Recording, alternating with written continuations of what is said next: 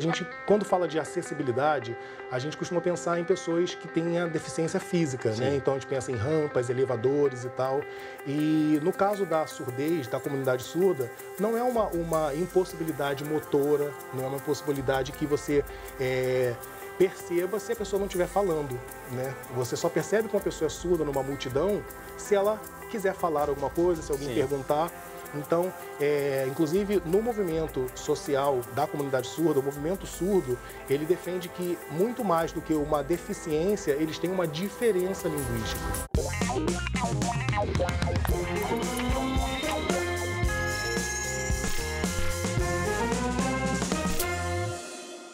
Fala galera, viralizando na área! Olha só, vocês estão notando que o nosso estúdio aqui tá um pouquinho diferente, né?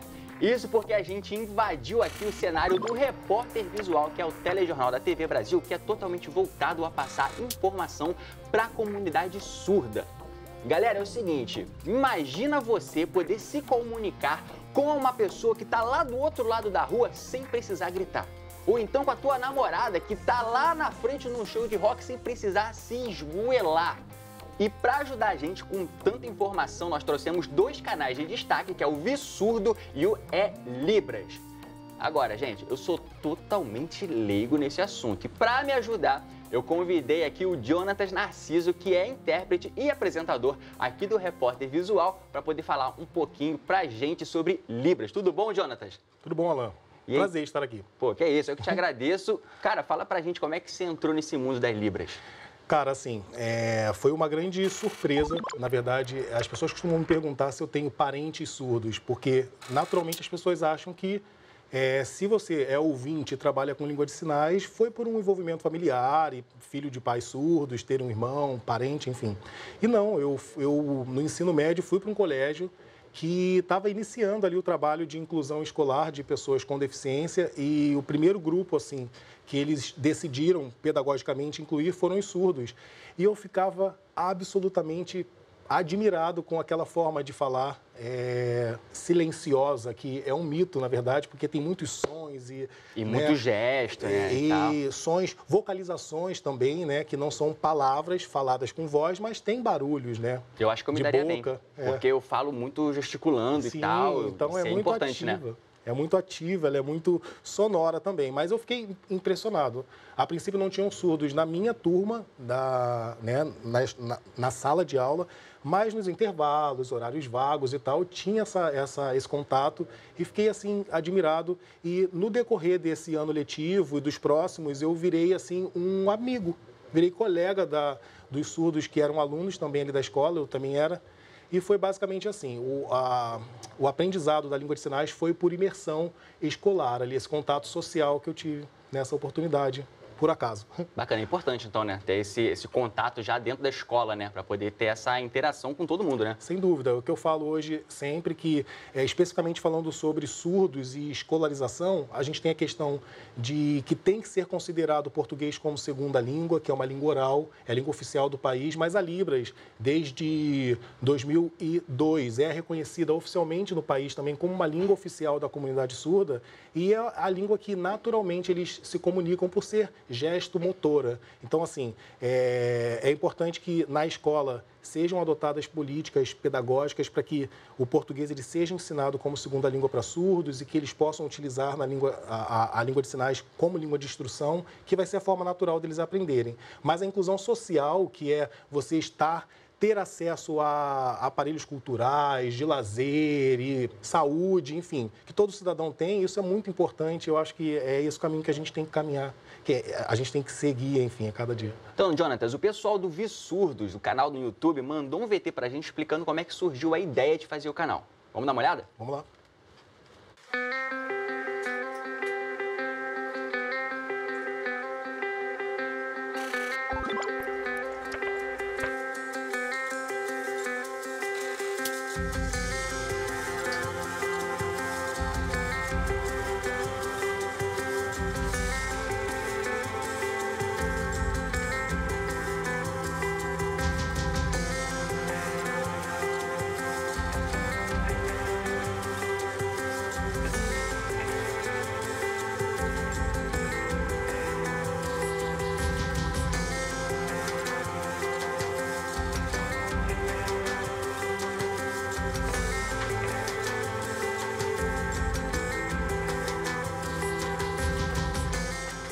Agora, bacana, né, Jonathan? Perceber que eles começaram a ter visualização quando eles começaram a mostrar um pouco do dia a dia do surdo, né? Eu acho que o pessoal que ouve e fala normalmente tem essa curiosidade de saber como é que é, né? Olha, Lan, vou te dizer uma coisa. Eu sigo o canal Ouve Surdo e foi exatamente isso. A primeira vez que eu vi a Tainá, né?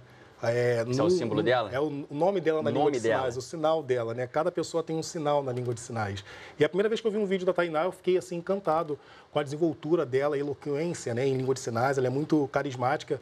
E ela falava exatamente sobre essa questão dos mitos acerca da surdez, da pessoa surda, né? Ah, então você é surdo, então você é mudo também.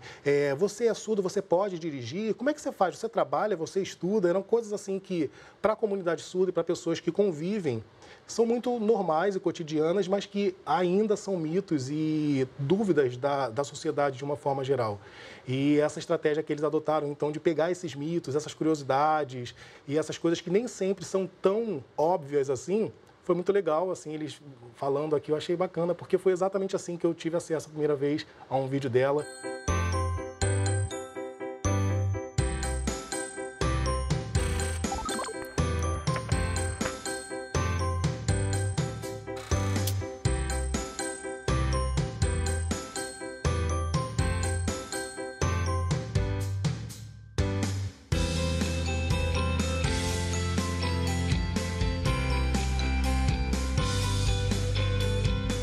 E eles são muito naturais, assim, realmente essa proposta do YouTube de conversar, né? Parece que você está sentado ali com eles são irmãos, né? O Andrei e a Tainá. É muito legal. É legal porque, assim, gera realmente essa curiosidade. Agora, de repente, uma dica que a gente poderia dar para eles é colocar, de repente, um som dublado, né? Com alguma coisa, né? Para poder todo mundo ter acesso de fato. Exatamente. Né? O que, inclusive, aqui no Repórter Visual, a gente sempre faz um programa todo feito em língua brasileira de sinais, apresentado por 2 intérpretes, tradutores intérpretes, né? A Cláudia Jacó e eu.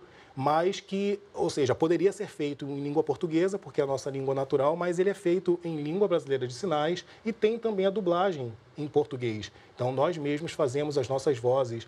E um caminho muito comum que tem acontecido com youtubers surdos agora, né, nos canais, enfim, é que haja também uma dublagem. Então, fica acessível de uma forma geral. Assim, pessoas que prefiram ler em português as legendas ativam lá, ou então o vídeo já é upado com a legenda editada, ou então liga o som ou desliga o som para ouvir uma dublagem, a voz, né, em português. E, Jonathan, fala pra gente um pouquinho como é que está o mercado para quem é intérprete de Libras hoje em dia. Então, Alan, originalmente o intérprete de Libras ele vem da carreira educacional. Né? O primeiro mercado a se abrir foi nas escolas, nas universidades, obviamente com esse assim como eu disse, né, que eu vivi isso num colégio lá no início dos anos 2000, né?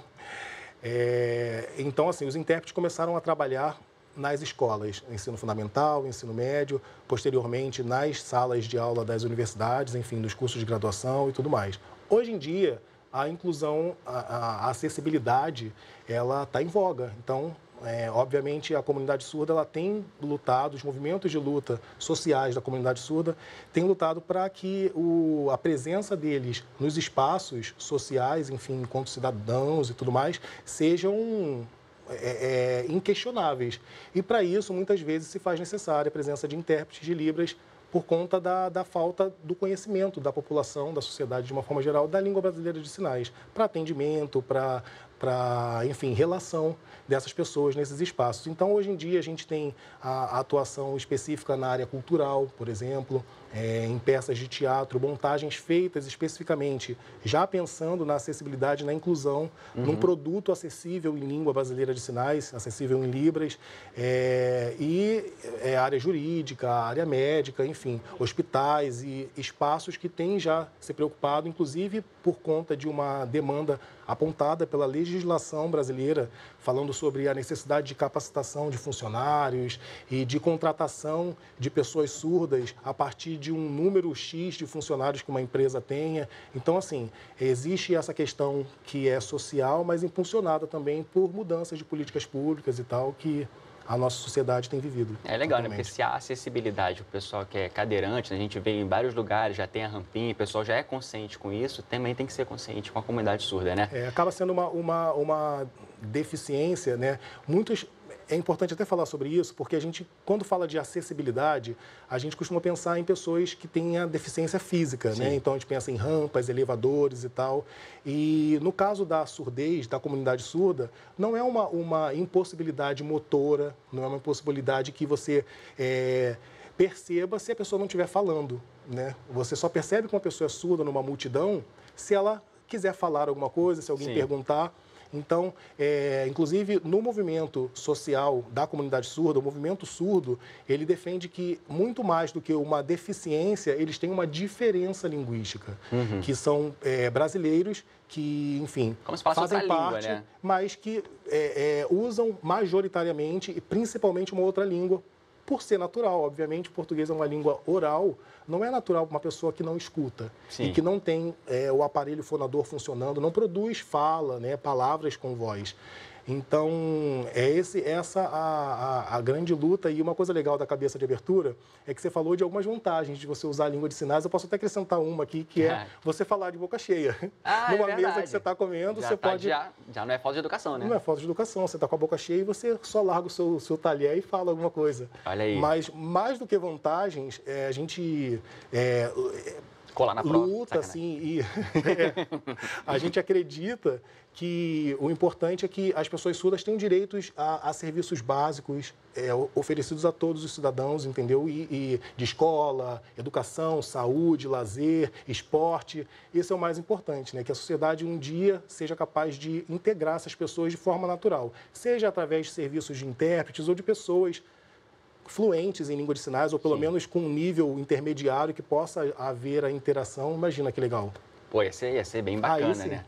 Agora, o pessoal também do canal É Libras mandou aí um VT pra gente explicando como é que começou o canal. Vamos dar uma olhadinha.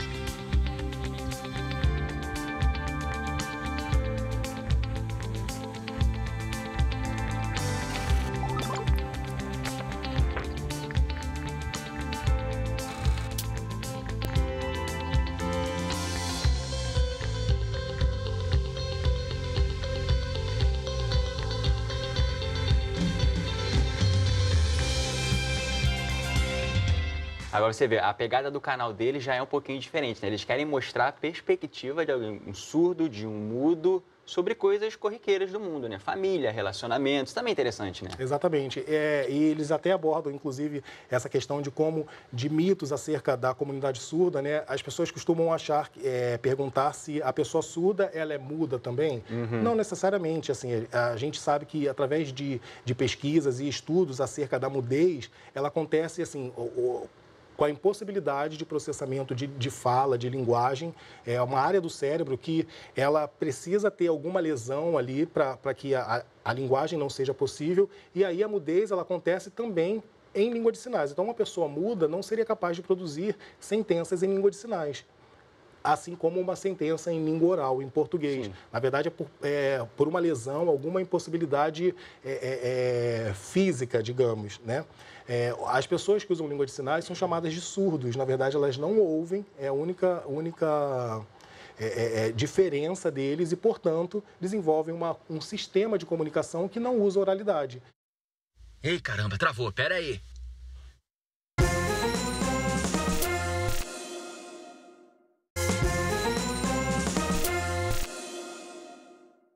Opa, peraí só um instantinho. Aê, consegui. Voltou. Pode ser um modo, de repente, de quebrar preconceito, quebrar barreiras, de você ver realmente Libras como uma outra língua. Assim como você aprende o inglês, você aprende uma outra língua. Exatamente. Que vai te adaptar a falar com pessoas que falam, assim como você aprende inglês, vai para os Estados Unidos, você vai conseguir falar com surdos e mudos, né? Exatamente. E essa consciência, ela é cada vez mais clara no país por conta, né, como eu disse anteriormente, a partir de 2002, a língua brasileira de sinais foi reconhecida oficialmente, um decreto presidencial. Em 2005, um decreto de lei regulamentou essa lei de 2002 e aí previu já a criação de cursos de graduação, cursos de formação de profissionais para trabalhar no ensino e na tradução e interpretação. Então, pesquisas linguísticas começaram a surgir no país. A gente sabe que nas Américas, os Estados Unidos é muito avançado nas pesquisas linguísticas específicas falando sobre língua de sinais. Lá, a língua americana de sinais, é importante também ressaltar um outro mito, é que as línguas de sinais são variadas, né? Existem línguas de sinais. Aqui no Brasil, usamos a Libras, que é uma sigla para Língua Brasileira de Sinais. Olha, não é uma língua universal. Eu fiquei sabendo disso há pouquíssimo tempo, porque, gente, Libras, você ouve falar, mas você não presta atenção no que quer dizer. Aí eu falei assim, será que tem a ver com signo? É Libra? Que eu sou de Libra, né? Eu pensei, caraca, será que tem a ver? Mas não, é uma sigla, né? É uma sigla, exatamente. Língua Brasileira de Sinais. E, então, no país, os estudos surdos, chamados assim, né? Então, fazem levantamento e criam material científico, acadêmico, né? Acerca da gramática da língua de sinais, como ela se manifesta, o processo de movimentação da língua, porque se é uma língua, é viva, né? Assim como as línguas orais, ela tem um movimento, ela varia de acordo com o tempo, tem regionalismos, é uma área muito bacana e a cada dia mais a gente tem falado sobre isso, as pessoas têm tido essa consciência e isso é muito bom, porque significa que o caminho para uma sociedade acessível e de igualdade está sendo percorrido, né? Jonatas, vamos dar uma olhadinha no VT que o pessoal do Vissurdos e do Elibras mandou pra gente falando um pouquinho da repercussão do canal deles, beleza? Vamos lá.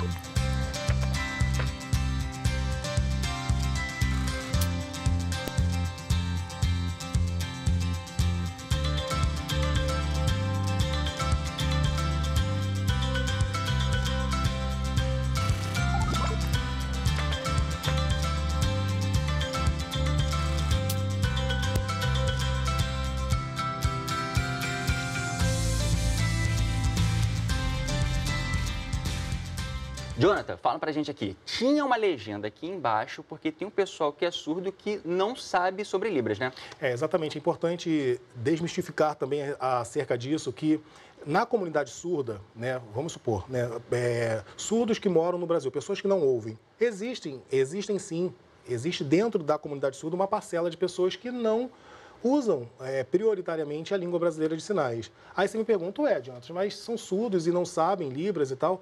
Obviamente que qualquer língua a gente precisa ser exposto para aprender. Sim. Né? Nós aprendemos o português, eu acredito, né, dos nossos pais, ali na interação e tudo mais. E uma pessoa que nasce surda, ela precisa ser exposta a esse ambiente, seja no ambiente familiar, caso os pais saibam, ou então em alguma escola, em algum local, para que ela possa aprender aconteça a aquisição linguística ali, né? Enfim. E muitas famílias, ao saberem que os filhos são surdos, às vezes optam por não expor a criança a esse ambiente com língua brasileira de sinais. É um outro mito também acerca do uso da língua de sinais que atrapalharia o desenvolvimento cognitivo e tal. Os estudos surdos que eu mencionei anteriormente provam exatamente o contrário.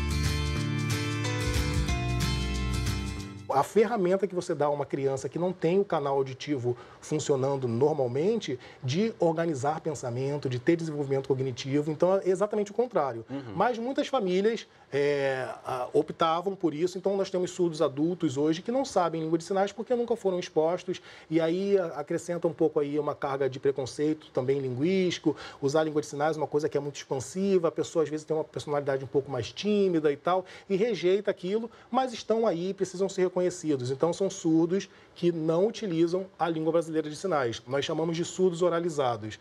Esses surdos oralizados normalmente emitem som, tentam se comunicar por voz. Às vezes, a qualidade de voz não é igual à nossa, de uma pessoa ouvinte, mas se comunicam prioritariamente desta forma e usam o português escrito. E num canal como esse, feito por surdos, né, em língua de sinais, é legal eles terem essa sensibilidade de pensar nessa parcela da comunidade surda que é oralizada e que vai acessar o conteúdo deles, que é interessante também para eles, através do português escrito da legenda.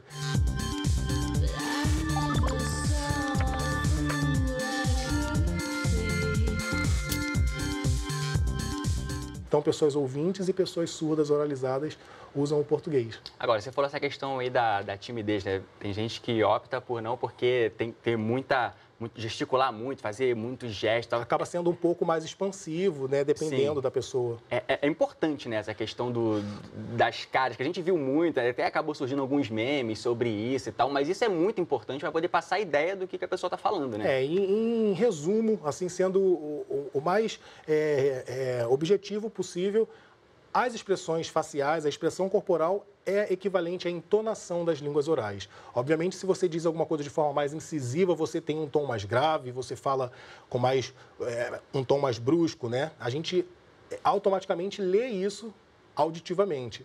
Nas línguas de sinais é através da expressão. Então, você franze a testa, você interroga, enfim, você mostra felicidade, suavidade.